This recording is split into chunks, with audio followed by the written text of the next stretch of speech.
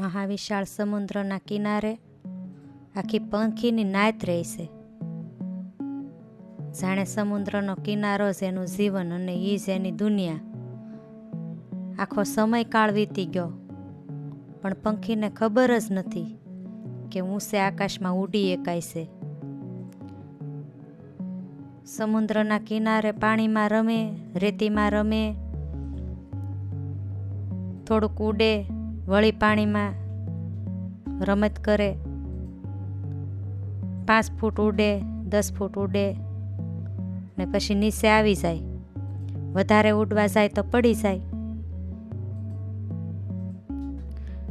હવે આ જ એની દુનિયા ને આ જ એનું જીવન. બાકી એને કાંઈ ખબર નથી.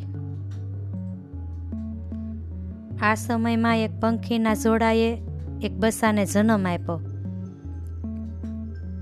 અને એનું નામ ટીટુ રાખ્યું. ખબર નહીં, આપણને વિચાર આવે કે આ ટીટુ કાંઈ નામ કહેવાય, પણ એની ભાષામાં આપણે માની લઈએ કે ચીચી ને તીતી ને ટીટુ ને આવું બધું હશે એટલે એને એ રાખી દીધું. એના માતા પિતા એને માળામાં રાખીને સમુદ્ર કિનારે જાય અને પોતાની ક્રિયામાં જોડાઈ જાય. ધીમે ધીમે બચ્ચાની આંખ ખુલી અને જોયું તો માતા પિતા ક્યાંક જાય છે ને આવે છે. તો એ કોશિશ કરવા માંડ્યું અને નીચે પડ્યું. માતા પિતાએ માળામાં મૂક્યું ને ફરીથી પાછું એ જ.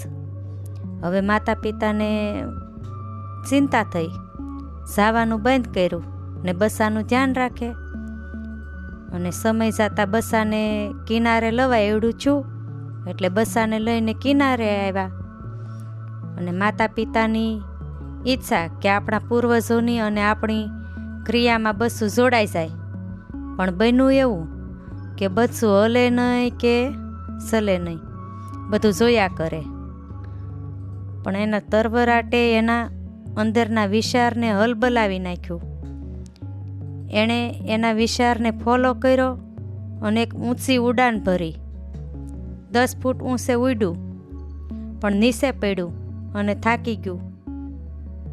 વળી પાછું જાગીને 10 ફૂટ ઉડ્યું ને થાકીને નીચે પડ્યું. બધા સમજાવવા માંડ્યા. આખી પંખીની નાત સમજાવે કે ઊંચે ઉડે ન ઉડાય, પડી જવાય, વાગી જાય અને મરી પણ જવાય. પણ બચ્ચાએ તો નિર્ણય લઈ લીધો કે મોકો મળે એટલે ઊંચે ઉડવું. અને બન્યું એવું. બધાની વચ્ચેથી બચ્ચાને જ્યારે મોકો મળ્યો કે એણે એવી ઊંચી ઉડાન ભરી કે ઊંચે ઊંચે આકાશમાં ઉડી ગયું અને હવા આરે ને વાદળો આરે જાણે વાત કરવા માંડ્યું. પણ ઉડી ઉડીને બહુ થાકી ગયું. પાંખો ફડફડવા મળી, દેખાતું બંધ થઈ ગયું. એવામાં એને વાદળનો ઓથાર મળ્યો, એક ઉર્જાનો ઓથાર મળ્યો. અને વળી પાછું હવામાં ને વાદળમાં ઉર્જામાં રંગાવા માંડ્યું, રમવા માંડ્યું. અને એને એક અનુભવ છો, એક અનુભૂતિ થઈ કે વાદળની પાછળ તો કોઈ રાક્ષસ નથી. રાક્ષસ તો આપણા હૃદયમાં છે, રાક્ષસ તો આપણી પંખીની નાતમાં છે, રાક્ષસ તો આપણા પૂર્વજોની માન્યતામાં છે. અને એણે નીચે આવીને આ બધું એની આખી નાતને સમજાવ્યું અને આખી પંખીની નાતને ઉડતા શીખવાડ્યું, હિંમત આપી, જીગર આપી. પંખીની નાતમાં એક માન્યતા એવી હતી કે વાદળની ઓલી બાજુ રાક્ષસ છે, જેથી સમુદ્રનો કિનારો જ એની દુનિયા હતી. જોયું, આ બચ્ચાએ એના વિચારોને ફોલો કર્યા તો આખી પંખીની નાત ઉડી એકી અને દુનિયા જોઈ શકી. તો આ આપણા જીવનમાંય આવી ઘણી માન્યતાઓ છે, એમાં આપણે ફસાયેલા છીએ, જેથી અસલમાં જે કરવાનું છે એ ઘણું બધું ચૂકી જાય છે. તો આપણે કઈ માન્યતાને મૂકવી એનો ચોક્કસ વિચાર કરવો અને આપણા તરવરાટને ફોલો કરવો. પૂર્ણ કોઈ નથી, માટે શૂન્ય બનવું છે.